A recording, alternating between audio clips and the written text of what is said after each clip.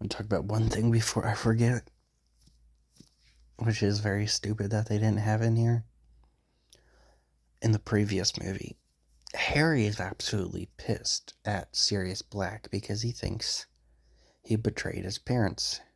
He thinks he's the parents' best friend and he betrayed them. So he wants to kill him. It's a big part of the very, previous movie. Literally right before this one. Eventually he finds out Sirius Black obviously isn't the person that betrayed his parents. It's in fact Wormtail. So now he wants to kill him. But the only reason he doesn't is because Hermione's like, you can't fuck with time, Harry. Which I still think that's dumb, because they're fucking with time to save someone that's already dead and someone that's gonna die. But whatever. Anyways, there is no mention of his hatred for Wormtail in this movie. His dreams about him, there's no mention. And he was even in the same place as him for a few minutes by himself. Unless you count Voldemort's burning body in a pot. But there's no mention of his hatred towards Wormtail. He's fine with him. Obviously, he doesn't like him because he's a bad guy. But there's no mention of his hatred. Wormtail caused Harry's parents to die. And they just don't mention it at all in this movie. Victor and Crabbe barely do anything like usual. Though, one thing I think I forgot to mention in my review for the third movie was that Victor really didn't do anything in the previous movie. There's even a scene where Malfoy and Crabbe and a random extra decide to bully Hermione instead of Victor. He's just kind of a character that's there. They might as well have not put him in these movies, but they did. He doesn't really do anything. Crabbe does more than him.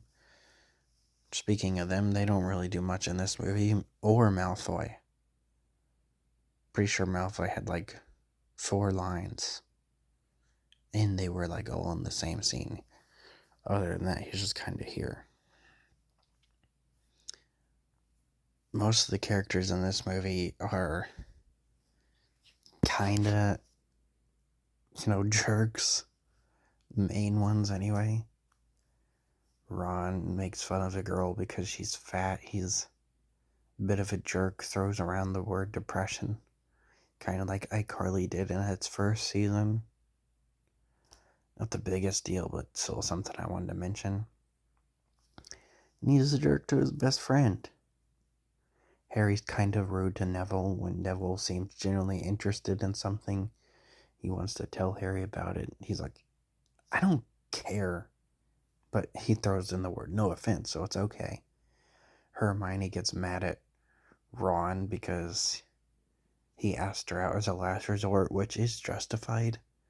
But I'm pretty sure the girls can ask out the guys. They never state that as a rule that the guys have to ask out girls.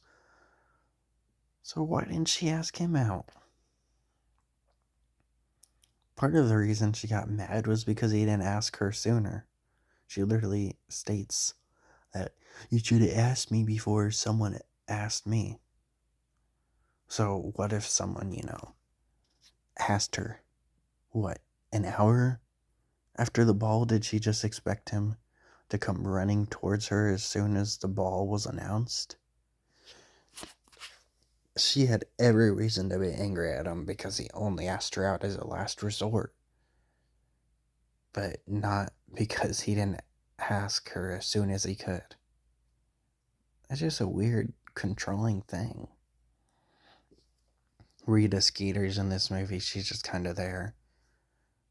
An annoying character. Robert Patterson was obviously played Cedric Diggory. Barty Crouch is in this movie. He gets offed, and he's only mentioned in one scene.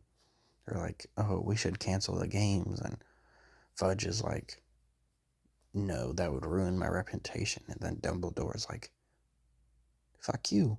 Your reputation doesn't matter. We should do it. And then Harry Potter interrupts, and that's kind of end of the argument. And that's it. Dumbledore, near the end of the movie, announces that Cedric died and how he died to honor his memory, but never mentions that Barty Crouch died. Barty Crouch Jr. is played by David Tennant, who is the Doctor in Doctor Who for a few seasons. Really liked him in that, but here he kind of overacts, especially in the scene where he's getting arrested and put in Azkaban. Weird facial expression, sticking his tongue out. It's just, it doesn't work. I don't think he ever returns to the series, and I won't be surprised if he doesn't. And they never once again explain how he escaped Azkaban, an unescapable prison. And this time it's not even treated like a big deal. Even though, yes, someone has escaped from Azkaban now, Sirius Black, which they didn't explain. It still should be a big deal. He's only the second person to do it. But, doesn't matter.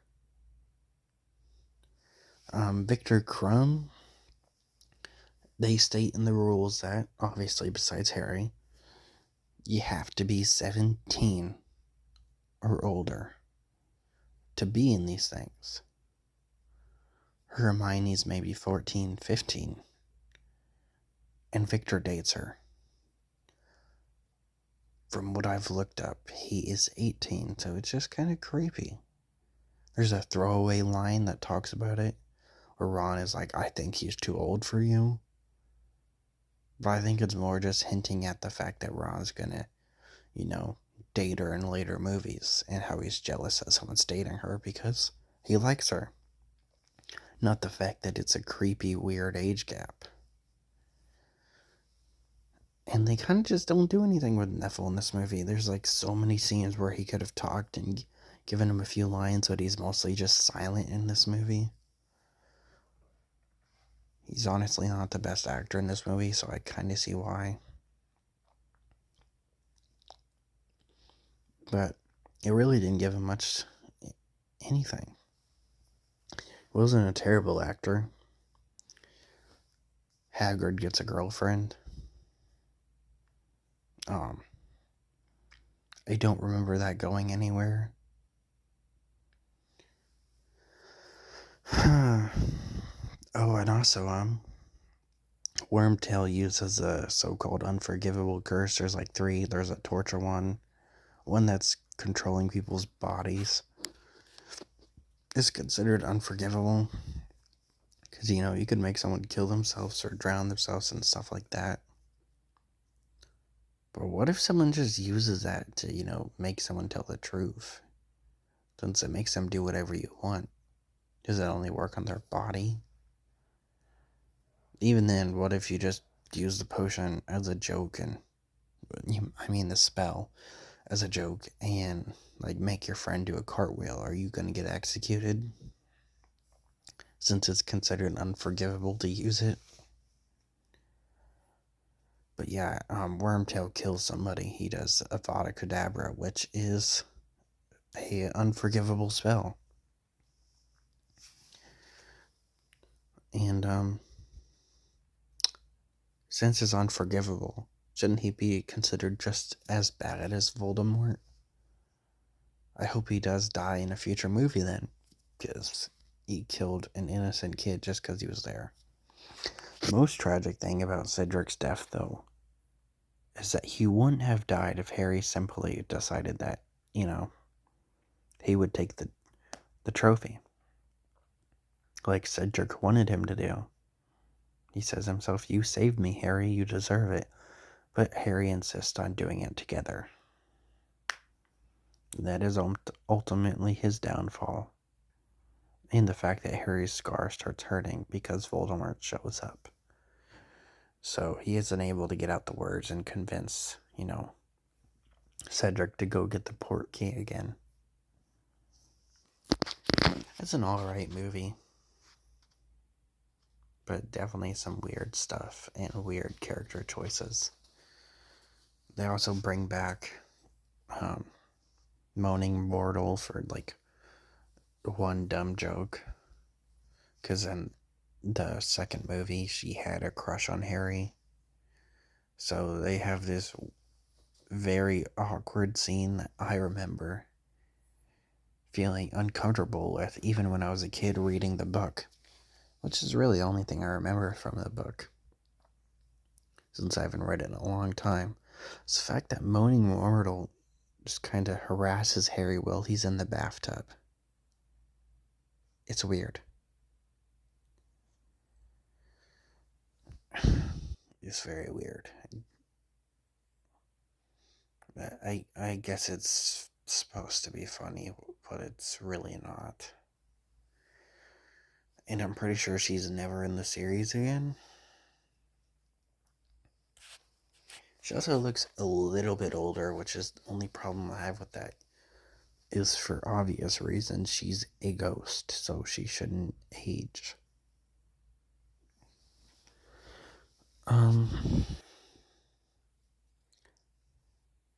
Obviously, I do want to mention, since I actually did a little bit of research,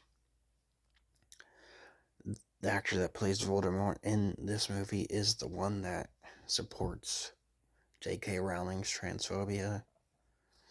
It was also in a movie I recently reviewed, The Menu. He played the main bad guy. So, really surprised that the dude that plays the Dark Lord is a really bad dude. Anyways, that's really about it for this movie. I hope Neville gets used a little bit more. I hope Wormtail dies, and I really want to see some characters return.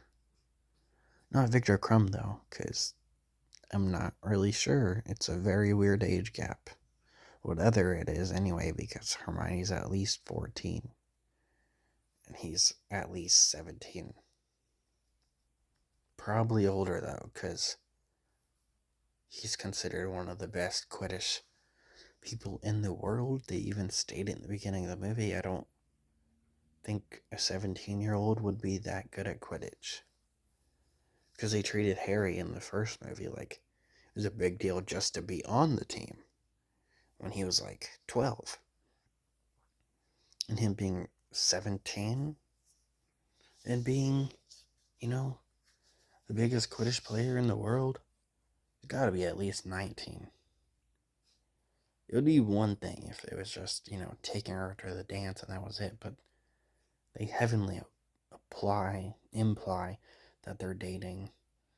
And he even says, I'll be back, and blows her a kiss. So, gross. Anyways, yeah, that's about it.